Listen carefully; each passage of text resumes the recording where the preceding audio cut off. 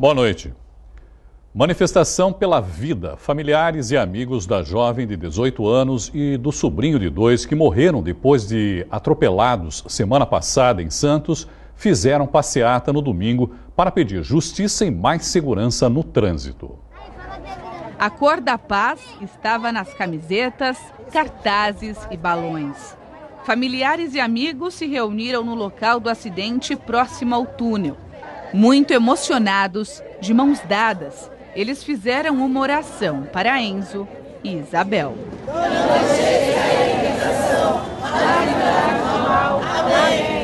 Dentro desse sofrimento, na realidade, eu não tenho muito por que falar e se agradecer o apoio que cada um vem nos dando, entendeu? A gente viemos na mensagem, entendeu, de paz, para que meu filho descanse. A gente quer que a justiça seja feita, que a polícia corra atrás dele, entendeu? Ver o que dá para fazer aí, porque não pode ficar impune. Não pode. Eu perdi minha filha, eu perdi meu neto, minha filha mais nova, meu neto mais novo, então a gente quer justiça. A homenagem às vítimas de mais um trágico atropelamento teve um significado ainda mais especial. Enzo completaria 3 anos no domingo. Quase uma semana depois do acidente, o pequeno recebeu os parabéns das pessoas que vão amar a criança para sempre.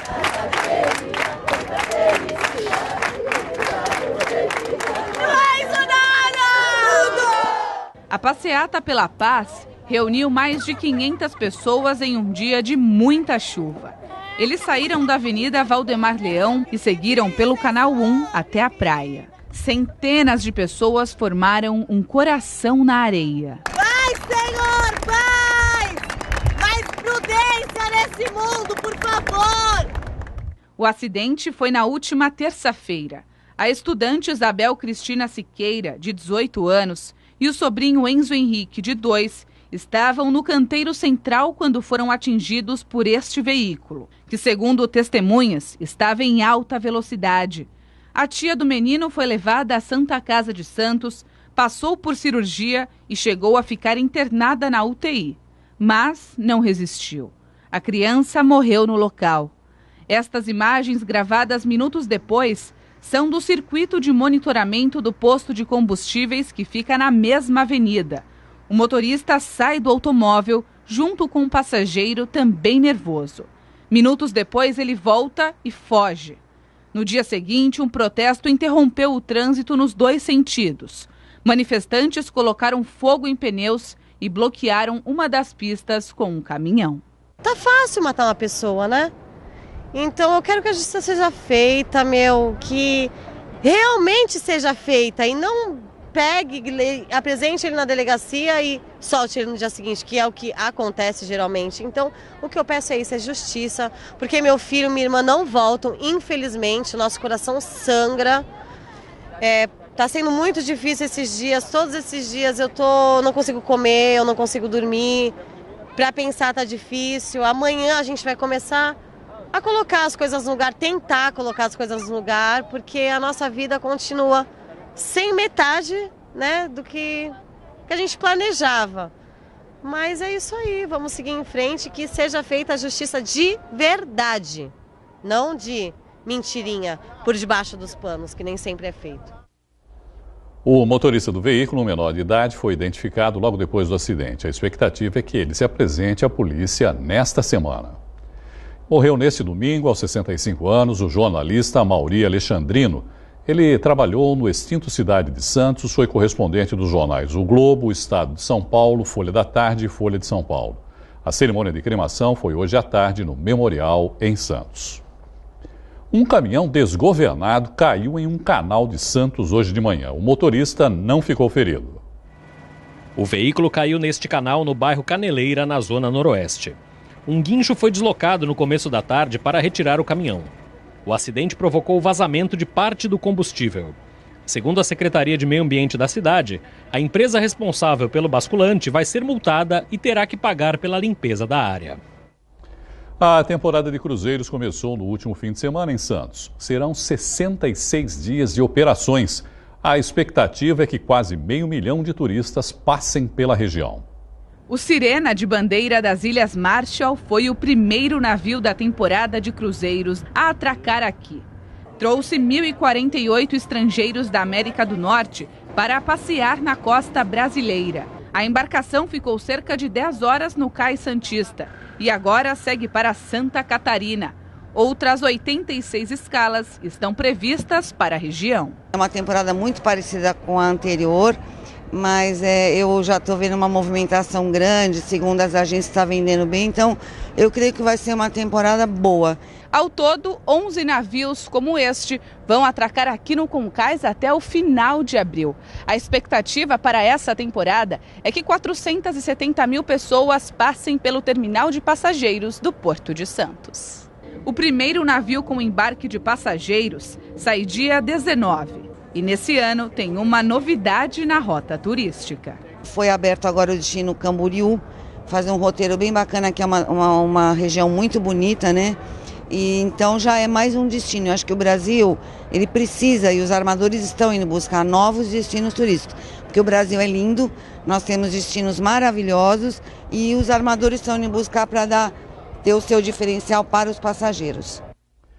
O ex-presidente da Câmara dos Deputados, Eduardo Cunha, presta depoimento à Justiça Federal em Brasília. No Brasil em um Minuto, você confere esse e outros destaques. Eduardo Cunha disse à Justiça Federal que não recebeu dinheiro da JBS para ficar em silêncio. Ele prestou depoimento na investigação sobre desvios na Caixa Econômica Federal. Condenado em primeira instância na Lava Jato, Cunha está preso preventivamente. O ministro do Supremo Tribunal Federal, Ricardo Lewandowski, recebeu alta hospitalar em São Paulo hoje, depois de quase uma semana. O ministro fraturou costelas quando passeava com os cachorros dele no fim de outubro na capital paulista. Sobe para 116 o número de policiais militares assassinados neste ano no Rio de Janeiro. A última vítima, um sargento de 44 anos, morreu durante confronto com homens armados na zona norte da capital fluminense. Ontem foi realizada a primeira parte do Exame Nacional do Ensino Médio, Enem. 6,7 milhões de brasileiros se inscreveram e na Baixada Santista, cerca de 41 mil estudantes fizeram a prova. Neste local de prova, a maioria dos inscritos já havia entrado antes do fechamento dos portões. A chuva adiantou a ida dos estudantes para as salas de aula. E 1h em ponto. Depois de fechado, o portão não abre mais até o término do exame. A vendedora Janaína, de 50 anos, chegou 10 minutos atrasada. Cheguei antes, uma meia hora antes, tá? No ponto de ônibus, esperando o ônibus. Então eu teria 193, 29, 155, acho que teria até mais algum. E não passou, foi passar, era o quê? Era quase 1h da tarde. Essa é a primeira vez que o Enem é realizado em 2 domingos consecutivos. 6,7 milhões de brasileiros se inscreveram esse ano. Nesse primeiro dia de provas, caíram perguntas de linguagens e ciências humanas. O tema da redação foi Educação para Deficientes Auditivos. A segunda etapa da prova, com questões de matemática e ciências da natureza, será realizada no próximo domingo. E no primeiro dia de provas do Enem, 30% dos inscritos não compareceram. Para falar mais sobre o exame, eu recebo o professor de Português, Literatura e Redação do Colégio Santa Cecília, Henrique Rodrigues. Professor, boa noite, obrigado, por participar aqui. Esse índice de faltas é o maior desde 2009. Professor, tem algum motivo para ter acontecido isso ou está dentro aí do esperado? Olha, difícil dizer, né? Houve uma variação aí em relação aos casos de falta de ausência dos anos anteriores, mas eu acredito que talvez, né, a gente aqui está ventilando uma possibilidade, talvez isso tenha alguma relação com o tempo. Ontem foi um domingo bastante chuvoso, né? Então pode ser que isso de alguma forma tenha interferido aí no comparecimento dos alunos, mas assim, é muito difícil encontrar um motivo exato, né, só assim observando esses dados de alunos. Mas sem dúvida nenhuma, hoje há uma grande adesão em relação ao Enem, né, professor? Porque eu me lembro quando começou, existia até protesto, boicote, não vamos fazer o Enem. Hoje não, mudou completamente isso, né? Curiosamente, eu estava no 3º ano do ensino médio quando o Enem foi criado, né, em 1998. E naquela época o Enem não servia de parâmetro para muita coisa. Na verdade, era só uma prova que aferia a qualidade do ensino médio de determinadas escolas públicas e que privadas do Brasil. O Ministério queria usar como parâmetro. Queria utilizar, mas sempre houve isso, sempre foi uma queda de braço, as universidades não aceitavam isso muito bem. Com o passar dos anos, o Enem começou a servir para o ingresso na universidade, e desde 2009, quando mudou todo o sistema, que eles adotaram esse método de resposta ao item e foi dividido em mais de um dia, enfim, tornou-se um exame muito mais complexo e muito mais abrangente, o Enem passou a ser ponto fundamental para o estudante que quer ingressar nas universidades, principalmente nas melhores universidades e nas universidades públicas brasileiras. Que passaram a adotar o Enem Que passaram a adotar o Enem também. Não são todas, mas na sua imensa maioria, as mais importantes universidades brasileiras usam o Enem como método de ingresso. Agora, professor, foi a primeira vez que o Enem foi dividido, né? Antes ele era realizado em apenas um domingo, ou um fim de semana, né? Um sábado e domingo, e agora foi dividido em 2 domingos. É melhor para o aluno? Melhorou? De certa forma, sim. Eu avalio isso. Porque eu vi mesmo assim alunos reclamando, né? Ontem que tinha muito texto para ler na prova de ontem e o tempo não foi suficiente. São 2 aspectos aí, né? O primeiro deles é o seguinte, você deve se recordar que o primeiro Enem teve aquele problema do furto das provas. Sim. Sem dúvida, quando você separa em 2 domingos, né, ou seja, a prova vai ter um intervalo de 7 dias entre a primeira parte e a segunda. A possibilidade de que alguma coisa ocorra de errado aí é maior. Aumenta. Né? Aumenta, porque você tem um lastro aí de 7 dias que pode resultar em alguma coisa errada. Mas sem dúvida para o aluno, isso é melhor. É sempre bom lembrar que essa decisão de mudar a partir de 2017 o Enem é fruto de uma consulta pública que o INEP e o MEC realizaram, né? O governo não foi uma decisão unilateral do MEC, não foi unilateral, né? Foi uma consulta pública, né, pela internet, e a maioria dos alunos decidiu e optou, né, por isso. Também para acabar com um problema que eram dos alunos que são chamados de sabatistas, né, que são os alunos de algumas doutrinas religiosas, adeptos de algumas religiões, que foram 72 mil o ano passado, que tinham que ingressar às 2 horas da tarde para fazer a prova, só que só começavam a realizar às 19. Né? Então, com isso, realizando só aos domingos, esse problema foi equacionado. Né? O que é melhor agora para os alunos que estão participando durante essa semana, quer dizer, nesse intervalo entre a primeira prova e o segundo dia de provas?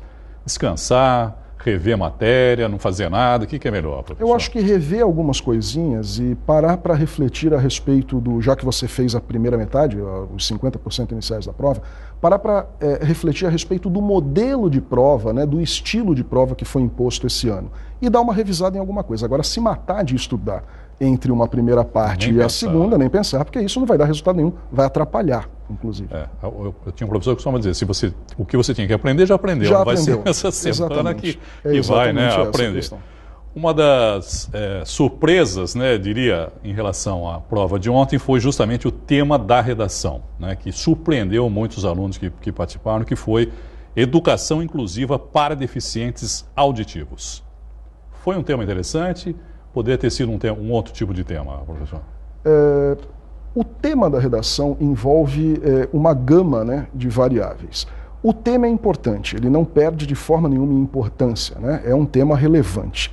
E segue, inclusive, ao meu ver, uma tendência, né, que já vem de 2 anos para cá. Você vê que as 2 últimas redações tiveram como tema a questão da violência contra a mulher e agora a última do ano passado, de 2016, a intolerância religiosa.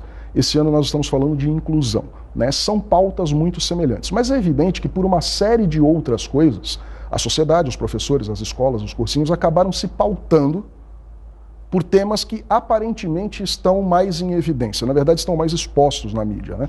Muita gente apostava numa questão relacionada à homofobia, né? Outros questões relacionadas à corrupção, o que eu acho complicado porque dificilmente o governo escolhe temas que vão instar a sociedade a fazer sugestões ou reclamações que se voltam inclusive contra o próprio governo, né? É verdade. Naturalmente o governo não vai pautar um tema desse. Mas o tema da questão da inclusão, né, os desafios para a inclusão e para a formação educacional dos surdos, é um tema relevante. Talvez a prova de redação seja o grande terror dos alunos hoje, não é? Nas provas do Enem e em outros vestibulares também, né? A redação sempre é aquela. O que fazer para se dar bem na redação? Num caso como esse, por exemplo, porque o aluno vai justamente pensando que vai ser um outro tipo de tema que vai ser abordado, porque existem outros temas atuais que podem cair, e acaba, de repente, se deparando com um tema que não era nada daquilo que ele estava imaginando. O que fazer nesse momento, professor? Já há algum tempo, né, nós percebemos que com a mudança do Enem, foi introduzida uma coisa que a gente chama de arquicompetência, né? A leitura, a interpretação de textos, a capacidade discursiva, a capacidade de produzir e redigir textos, ela é muito ampla, ela vai além da prova de redação. Se você ver a prova do próximo domingo, que são as ciências naturais e exatas, vai envolver também uma série de interpretações de texto, né? E naturalmente a produção de texto acaba se transformando no terror, né? É o epicentro desse terror que o aluno sofre com o processo vestibular. Mas sem leitura, né, sem leitura, não é possível o desenvolvimento de uma boa redação. É claro que envolve uma série de técnicas. Saber interpretar o texto é o mais importante. Isso é essencial, de tudo, né? Isso é essencial, até porque os temas não vêm soltos, né? Esse tema que foi abordado agora a respeito da formação educacional dos surdos é um tema que pode ter parecido estranho inicialmente para alguns alunos, só que na prova constavam 4 textos de orientação, né? Tinham 4 textos ali que serviam para ser usados como um método inicial para apreensão de conteúdos, para levantamento de informações a respeito dessa questão. A gente chama de textos motivadores. E né? Aí foi um pouco da reclamação dos alunos, pelo que eu vi, né? Que eles tinham textos grandes, muito grandes, né? Para ler, para interpretar, e que dependiam desses textos para dar continuidade na prova, né, professor? Exatamente isso. Então, assim, os textos motivadores servem, num caso como esse, né? Não vou dizer que é um caso emergencial, mas o sujeito que sentou ali na frente da prova e percebeu que era um tema sobre o qual ele não tinha nenhuma informação inicialmente, os textos motivadores vão servir justamente para que esse aluno possa adquirir ali, às pressas, né? Alguma informação, reunir informações, inclusive, reunir informações e organizar informações, é uma das 5 competências utilizadas pelos professores corretores na hora de fazer a correção das redações do Enem. Então, assim, a capacidade de absorver aquilo, estruturar e organizar para poder redigir um texto avaliado também pelos professores. A universidade utiliza o Enem, não é, professor? Sim, a Unisanta utiliza o Enem, como boa parte das universidades públicas e particulares brasileiras, e realizou esse ano um simulado Enem, né?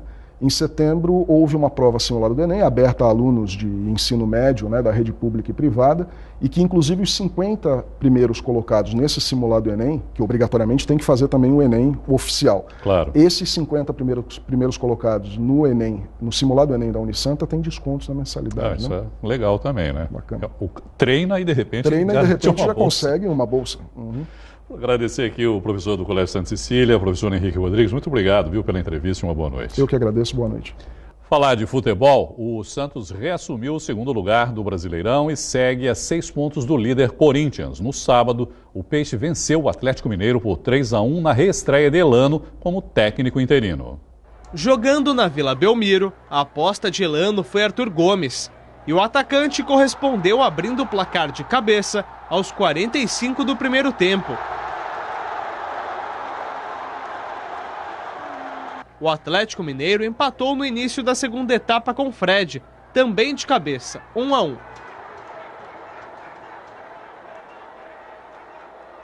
Depois de cobrança de escanteio, David Braz subiu mais alto e voltou a colocar o Santos na frente.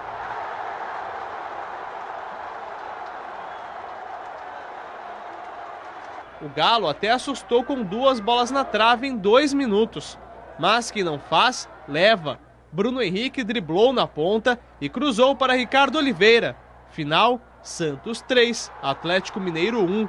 O alvinegro praiano volta a campo na quarta-feira contra o Vasco em casa. O pró-reitor administrativo da Unisanta e presidente do Sistema Santa Cecília de Comunicação, Marcelo Teixeira, recebe amanhã à noite da Câmara Municipal o título de cidadão de São Bernardo do Campo. Será a 4ª homenagem neste ano. Em setembro, ele recebeu da Câmara de São Vicente a medalha Célula Máter da Nacionalidade, pelos relevantes serviços prestados à municipalidade com o Sistema Santa Cecília de Comunicação. Outra homenagem aconteceu durante sessão solene da Câmara de Santos, no auditório da Unisanta. Marcelo Teixeira recebeu uma placa em reconhecimento pelos 20 anos de informação, prestação de serviço, entretenimento e cobertura de grandes eventos da Santa Cecília TV. Hoje nós estamos à frente, porque nós estamos estudando e implantando novas bases de transmissão que servirão para que os nossos finais sejam melhorados do litoral sul do Guarujá em diante, na nossa nova base de transmissão no Tejereba, passando pelo Morro do Voturuá, onde tudo começou em São Vicente, e agora se atrevendo a chegar a Mongaguá, num novo transmissor, fazendo com que os nossos sinais cheguem a Itanhaém e outras cidades do litoral sul, para que toda a população da região metropolitana da Baixada Santista consiga receber com excelência, com qualidade, a maior programação regional de uma emissora educativa do Brasil. Também em setembro, Marcelo Teixeira recebeu da subseção de Santos da OAB a Láurea de Reconhecimento ao Advogado. O parto normal é a opção mais indicada pelos médicos, mas, segundo o Ministério da Saúde, mais da metade das crianças nascem de cesáreas no país. Para incentivar as mulheres a escolher o parto normal, a equipe médica de uma maternidade de Santos fez um vídeo bem divertido. A produção já foi curtida por mais de 1.100 pessoas nas redes sociais. Neste vídeo, uma doula, enfermeiras e obstetras mudam completamente a cena de apreensão durante um trabalho de parto.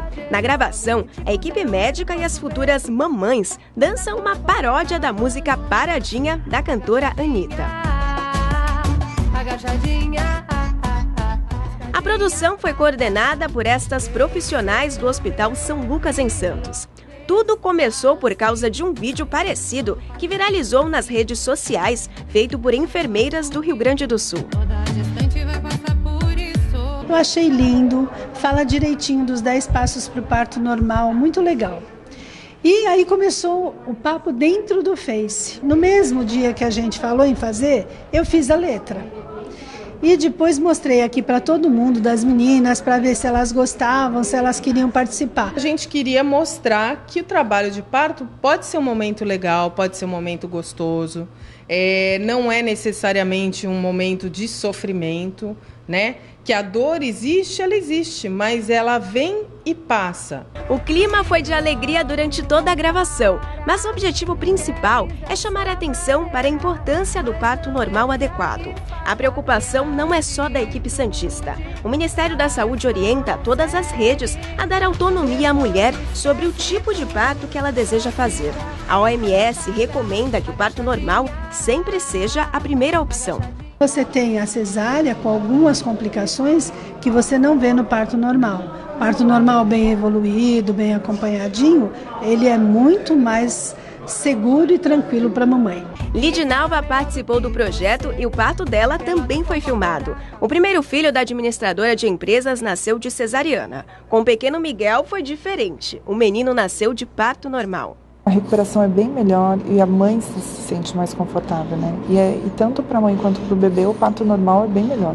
Para orientar e tirar as dúvidas das mulheres grávidas sobre diversos assuntos e principalmente sobre o parto normal, o hospital realiza 2 vezes por mês grupos de conversas. Aqui é uma oportunidade que a gente tem de ouvir de profissionais, né? Tirar nossas dúvidas. Eu ouvi isso, eu ouvi daquele jeito, como que é a conduta atualmente, e tirar as principais dúvidas que sempre tem na gestação, né? No pós também. Segundo a Organização Mundial da Saúde, o ideal é que apenas 15% dos nascimentos sejam por meio de cirurgia. Números bem diferentes da realidade na Baixada Santista. Praia Grande é a que realizou menos cesáreas, 35%. Guarujá vem em segundo lugar com 41%. Em terceiro aparece Mongaguá com 46% dos nascimentos por cesárea. Santos tem um dos piores índices, 65% das crianças nascem por cesáreas. Se depender dessa equipe animada, a Paradinha vai continuar fazendo sucesso por aqui. Agachadinha, agachadinha. A edição de hoje termina aqui. Você continua bem informado no Santa Portal. Uma boa noite, eu espero você amanhã. Tchau.